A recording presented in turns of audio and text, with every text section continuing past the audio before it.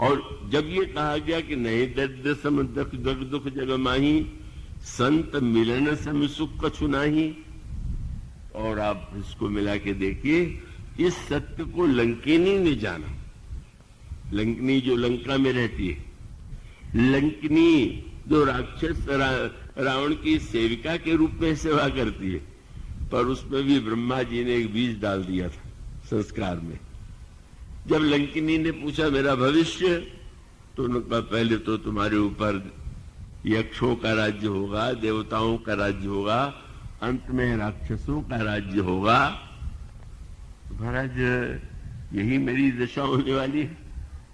तो राक्षसों का जब हमारे ऊपर राज्य हो जाएगा तो ऐसी मेरी दुर्दशा।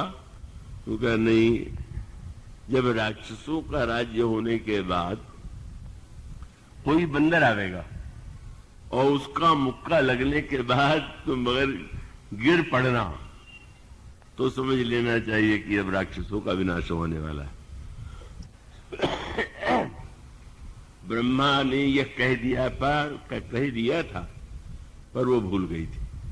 कभी कभी हम बातें सुन लेते हैं पर भूल जाते हैं, और सचमुच मुक्का क्या लगा, लंकिनी को बातें याद आ गई। और उस समय उसने जो वाक्य कहा, सूत्र है, गिर पड़ी, मुख से रक्त निकला, मानो जीवन के प्रति एक दृष्टि है। मुंह से गिर पड़ी है और मुंह से रक्त निकला। रक्त का क्या अर्थ है? शरीर में रक्त न हो तो व्यक्ति का शरीर कार्य नहीं करेगा।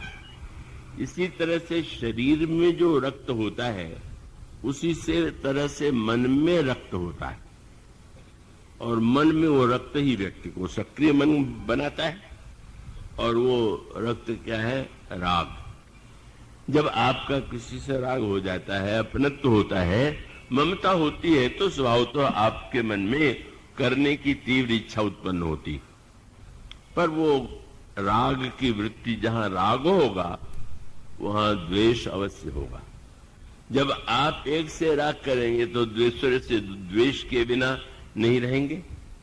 और ऐसी स्थिति में महात्माओं के लिए बड़ा प्रसिद्ध शब्द है कि बड़े विरक्त महात्मा। तो विरक्त का अर्थ जिसमें रक्त न हो, और रक्त माने राग का रक्त कम, राग का रक्त जो है, इसका अभिप्राय है कि संसार में विषयों के प्रति हमारा राग सत्संग में जाकर कम हुआ कि बढ़ा, एक कसौटी। और दूसरी बात, लंकिनी जो थी, गिरने के बाद उठ के खड़ी हो गई। कई लोग गिरने के बाद उठ नहीं पाते, और इसका अभिप्राय है कि जो व्यक्ति विचारवान है वो गिरने के बाद भी पुण्य संभारी उठी, सोलंका संभाल करके खड़ी हो गई। और उसने जब ये कहा कि तात मोर अति पुण्य बहुता, देखो नैन राम कर दूता, और सुख की व्याख्या करते हुए उसने क्या कहा? तात स्वर्ग अपवर्ग सुख, धैर्य तुला के अंग, तूल न ताही सकल मिली, जो सुख लव सत्संग। लव मात्र के सत्संग में ही व्यक्ति के जीवन में राग का अभाव होता है, संभल करके खड़ा हो जाता है। और प्रतिकूलता में भी, अनुकूलता में ही अगर हमको भगवान की कृपा दिखाई दे, तो शायद हम भगवान की कृपा को समझ नहीं पाए हैं। अनुकूलता नहीं, प्रतिकूलता में भी अगर कृपा दिखाई पड़े, यही लंकिनी के जीवन का एक सत्य था। और जिसके बाद उसने कहा जो सुख लव सत्संग। और इसलिए भक्ति मणि के प्राप्ति के बाद जीवन में दुख का लवलेश नहीं रह जाता है। अर्थ न लीजिएगा कि कोई प्रतिकूल घटना नहीं होगी, पर सत्संग का फल ये होगा, नहीं दरिद्र सम दुख जग माही, संत मिलन सम सुख कछु नाही। हमारे जीवन में जो महानतम मोह दरिद्रता है वो मिट जाएगी, और हमारे जीवन में सत्संग का सुख प्राप्त होगा।